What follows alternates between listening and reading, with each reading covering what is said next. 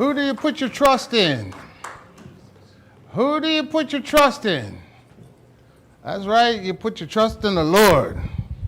Because without the Lord, where will you be? But a lot of us don't want to trust him enough. A lot of us are afraid to put our trust in him. A lot of us are afraid to care about the Lord. Because he's going to watch over you and protect you. But a lot of us are saying, look like the world today, it seems like everybody's in for themselves. They're not worried about God. They're not worried about anything. Amen. They're putting their trust in one another. And you can't put your trust in that because it doesn't work. But when you put your trust in God, it'll work. But a lot of us are always afraid to put the trust in him because we're afraid to let go and let God handle it. Because a lot of times when we sit up there and say, God, I need you. I want you to help me get through this. But a lot of us will say, hey, Joe, could you help me today? I'm really having this issue, but it's not Joe's problem. It's you and God's problem. Because when you put it to God, he's going to work it out. Because Joe can say, hey, I hear you, but I can't do nothing about it. But God can. So a lot of us got to put a trust in him. But see, sometimes we don't want to walk ahead. We want to turn around and look back. Sometimes we look back for the wrong reasons. Because sometimes that's when we fail. And when we're afraid to fail to move forward. Because sometimes step out on faith, you got to put your trust all in the Lord. You can't just put your trust in yourself. You got to say, Lord, I trust you. I'm putting my trust in you. I'm putting my faith in you. If you say move, I'm going to move. But sometimes we don't want to do that moving. We rather sit back and say, I can't do it. I'm afraid to do it. Sometimes God wants us to move, but then we hesitate. But see, if you say, God, I can't do it, and you tell him, he's going to grab you by the hand and say, come on with me, because I know you can't do it by yourself. But God is always there. But in Genesis 19, I'm going to start at 12. Two men said to Lot, do you have anyone else here, son-in-law, sons, or daughters, or anyone else in the city who belongs to you? Get them out. Because he's letting them know that God is coming and he's going to destroy. And when he comes to destroy, because Lot was one of God's people, he's going to take him and his family and anybody that was with him.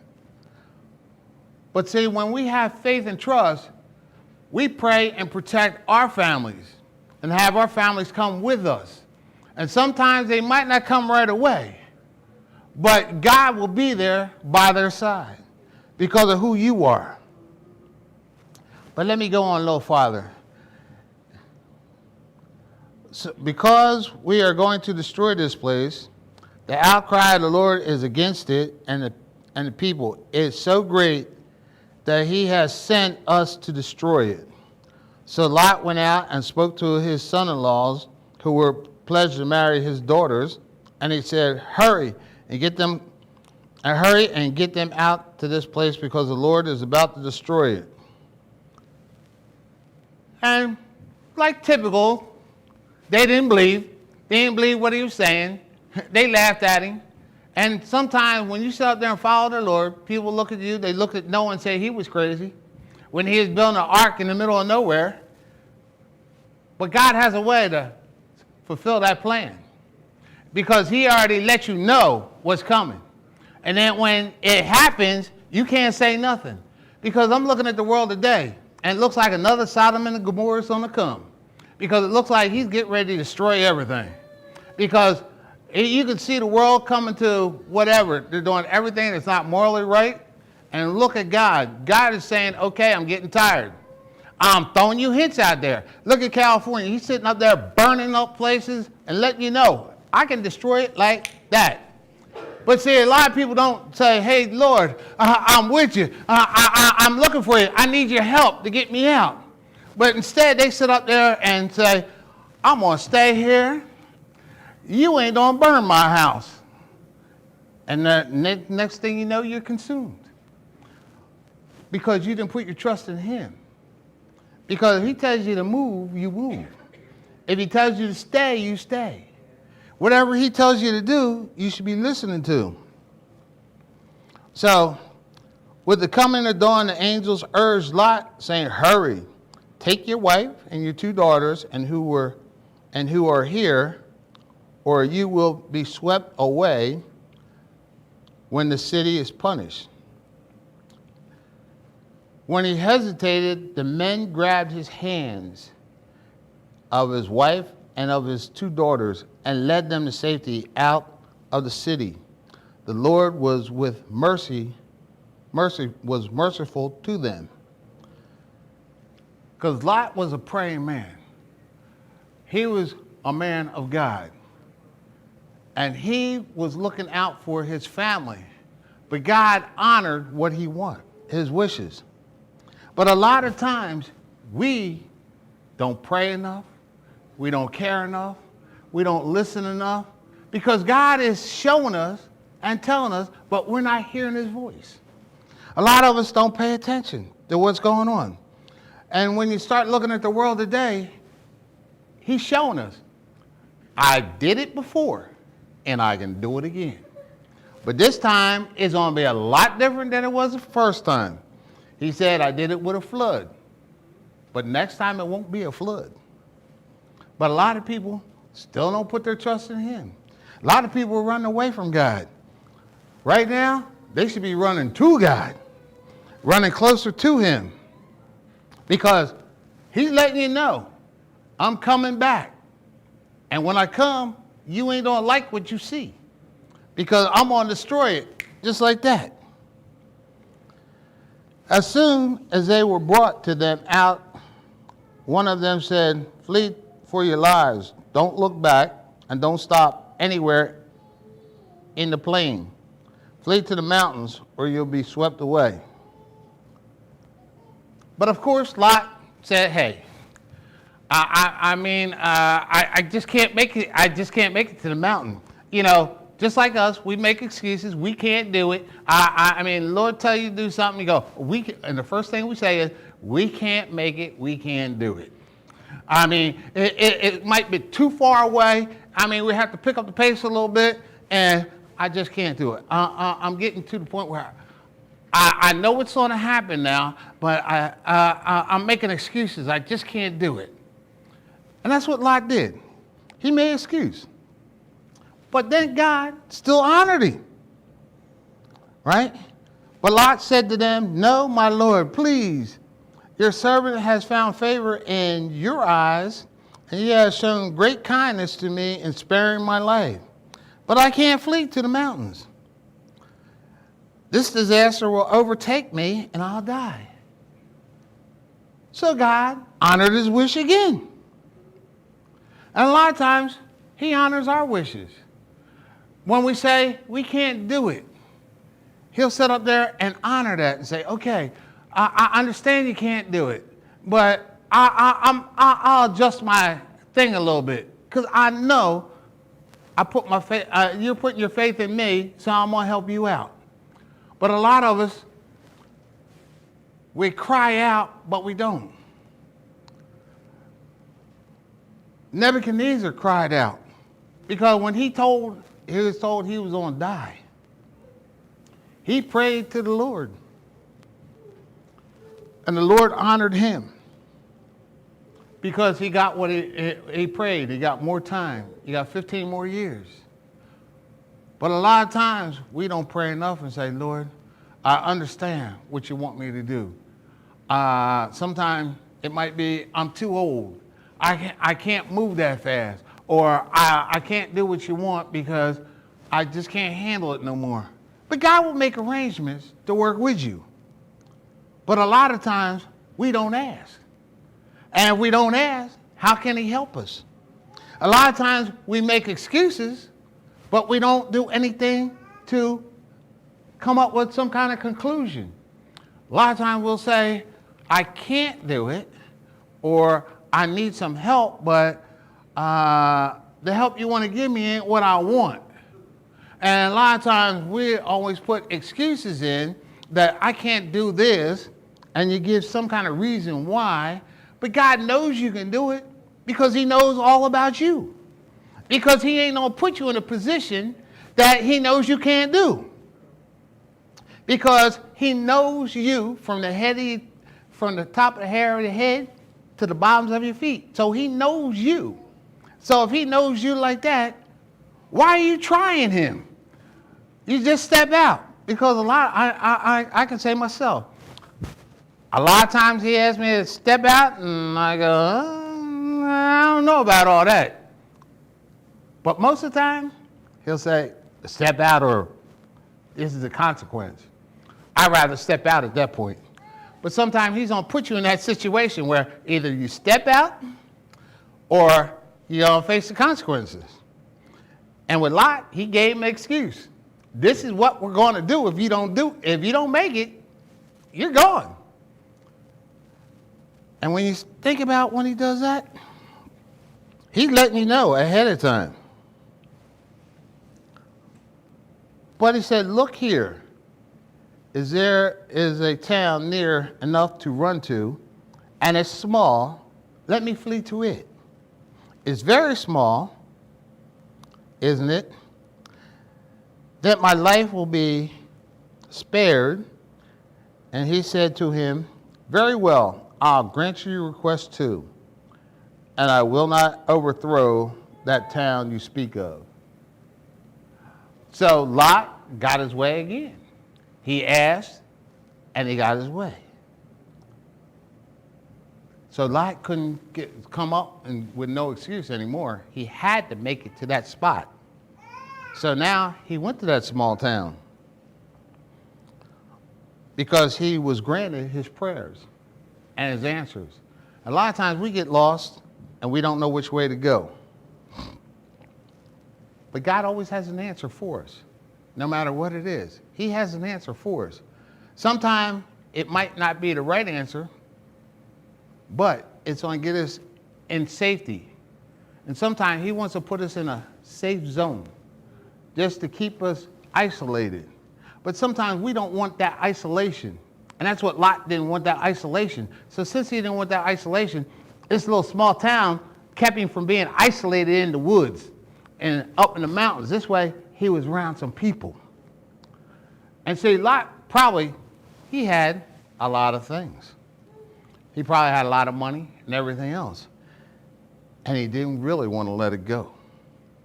And that's the way we are sometimes. We have stuff, and God says, pack up and move on. And sometimes we just don't want to let go. We don't want to let go what we have. We want to stay where we're at because we're comfortable. Sometimes he's going to take us out of our comfort zone. And our comfort zone isn't where he wants us to be. He wants us to be over here because he has a plan for your life. But instead of you going and following his plan for your life, you want to create your own plans for your life. But that isn't what God says. God says, I'll give you some of your wants, but I'm always going to cover your needs. But some of us, we want and we say we need, but it's not a need, it's a want. We might need that car over there, but God gives you a car over here. But if you got that car over there that you wanted, might have been a lemon. But the one over here, it might not look the best, but it runs the best. But see, God always has that utmost plan for your life. But we just got to learn how to step out on faith. Because it's all about faith and trust. But then we go down a little farther.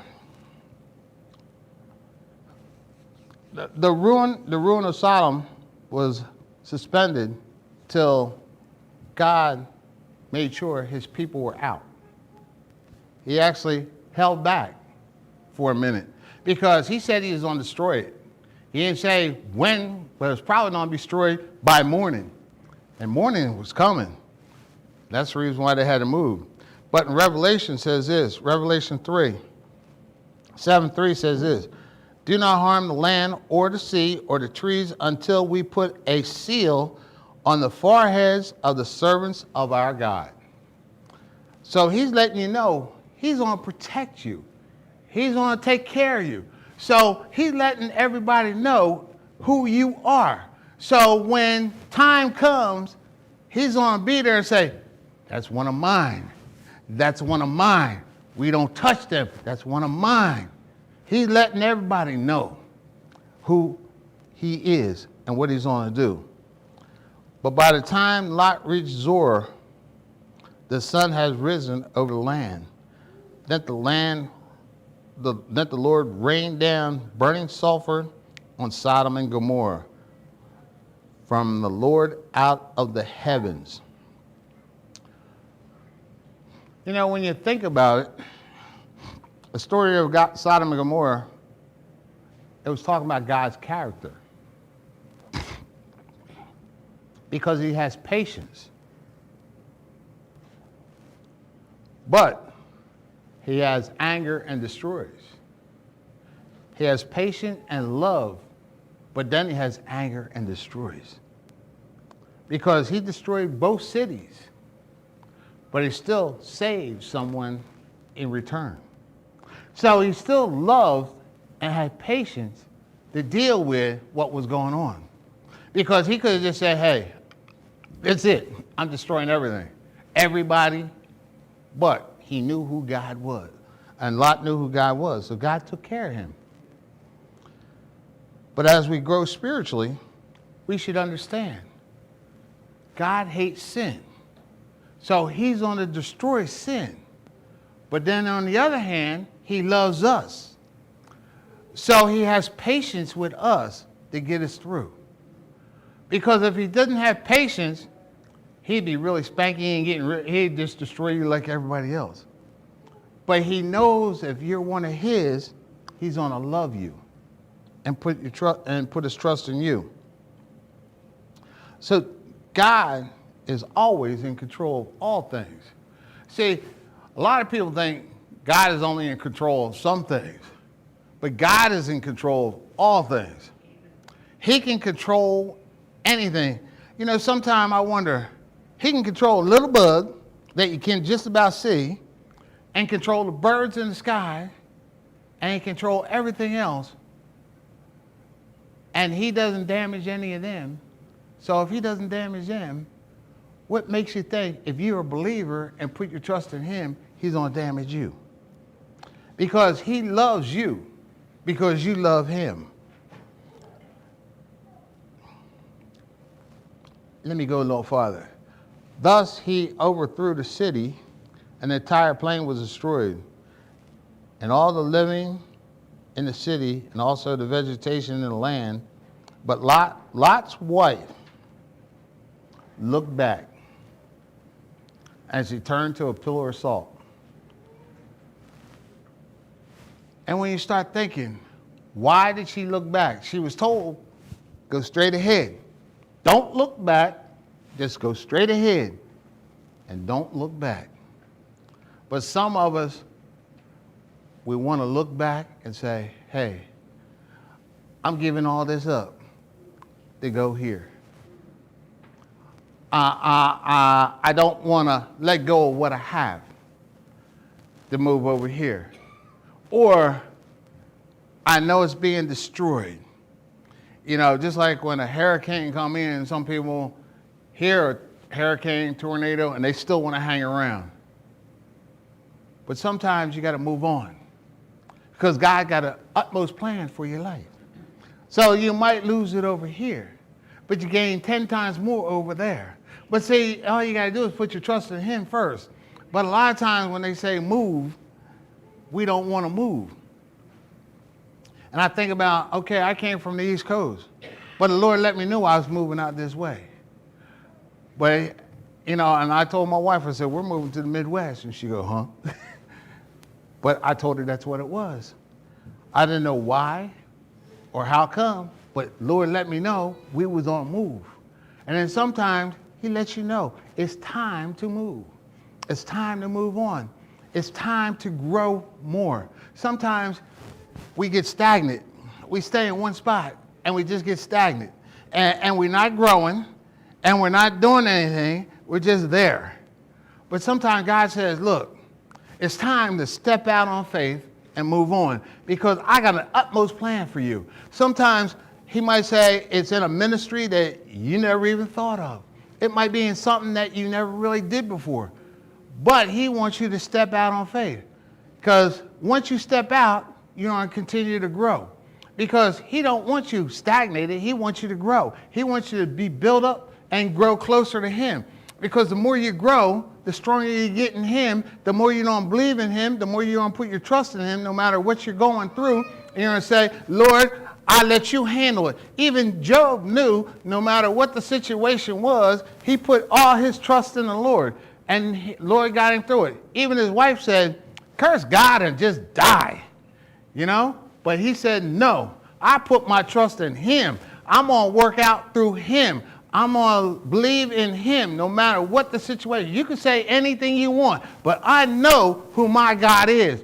And my God's going to get me through things that I don't know I can handle. But he knows what I can handle, and he's going to get me through it. Because sometimes he allows the devil to sit up there and attack you and mess with you so you'll start growing in him.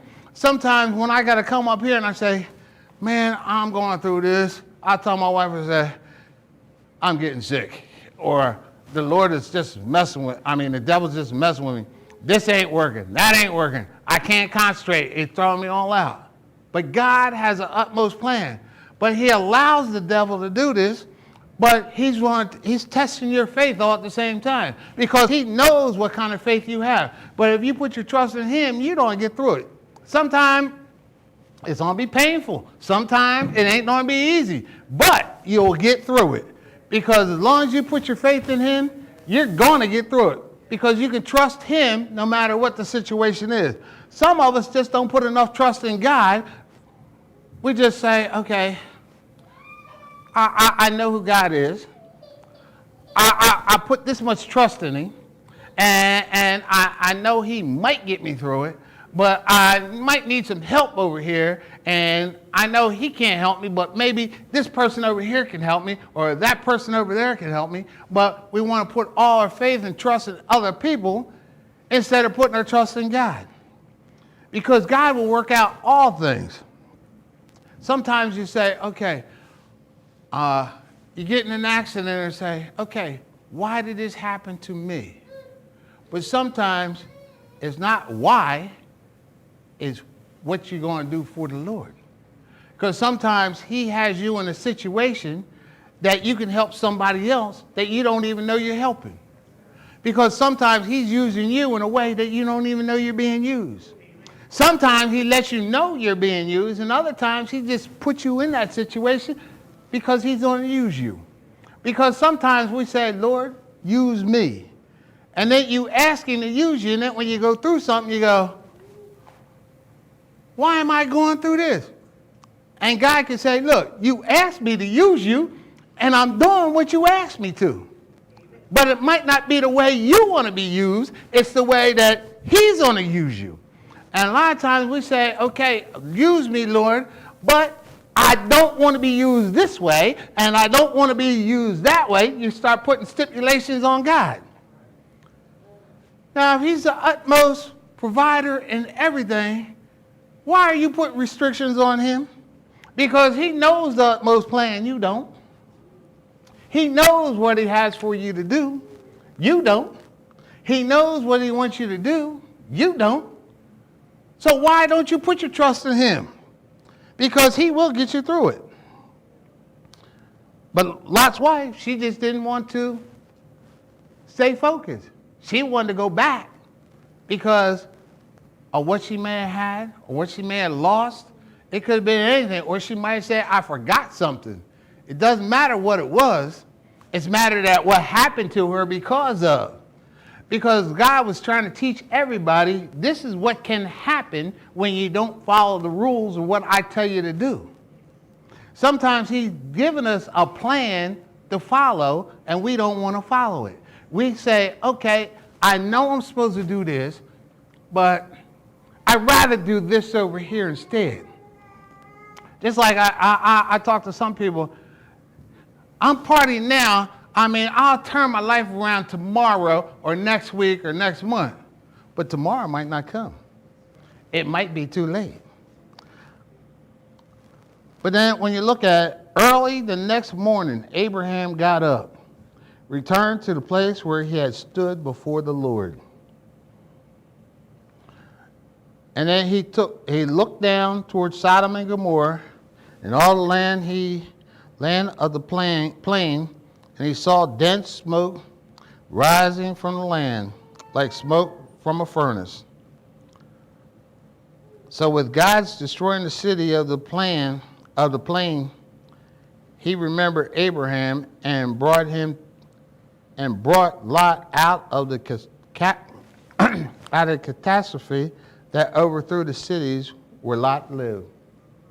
But see, God already knew what was going to happen. And if you look at the world today, God already knows what's going to happen. And he lets us know in Revelation and everything else what's going to happen. So if you don't put your trust in him, this is what's going to happen. It's going to get destroyed. And he's letting you know he sent his son so we can live. He sent his son to help us through this because we can't do it ourselves. So he sent his son to help us get through it. And since he did that, we should put our trust in him. He's saying, look, I'm giving you all the help you need. All you got to do is put your faith and trust in my son. And once you put your trust in my son, he's going to help you get through it. Because he's going to be right by your side. When you need to be picked up, he will pick you up. He will carry you. He will lift you up, and he'll take care of all that you need to get through. So why don't we start trusting in God and stop depending on the world? Because the world is trying to destroy you, and God is trying to save you. And if God is trying to save you, you need to put your trust in him and get through it. Because he is love. You can't put your love in everybody. You can't put your trust in, and the devil doesn't love you. He's going to try to persuade you. He's going to do everything to try to destroy you. Because he knows he's going to be destroyed. And it reminds me of crabs in a basket. Because when you're trying to get out, all the other crabs are trying to pull you back in. And that's what the devil does. He just sit up there and every time you try to get away, he's trying to pull you right back in. But all you got to do is say, I'm your child. Jesus, I am your child.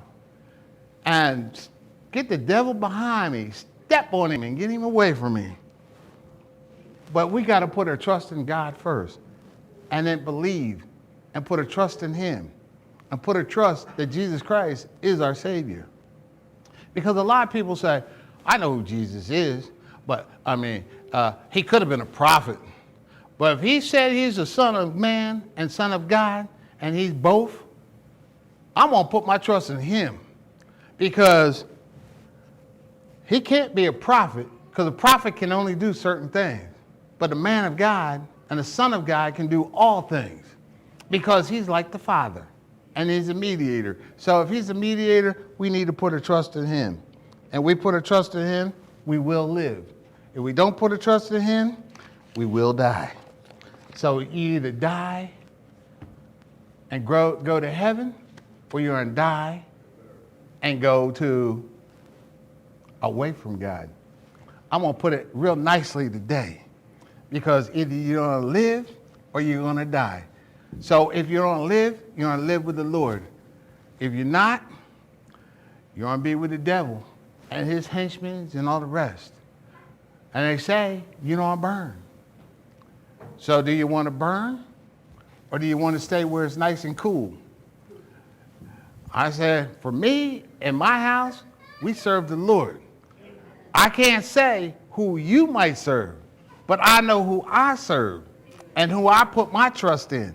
As long as I put my trust in him, I'm not worried, because I will get through all things through Christ.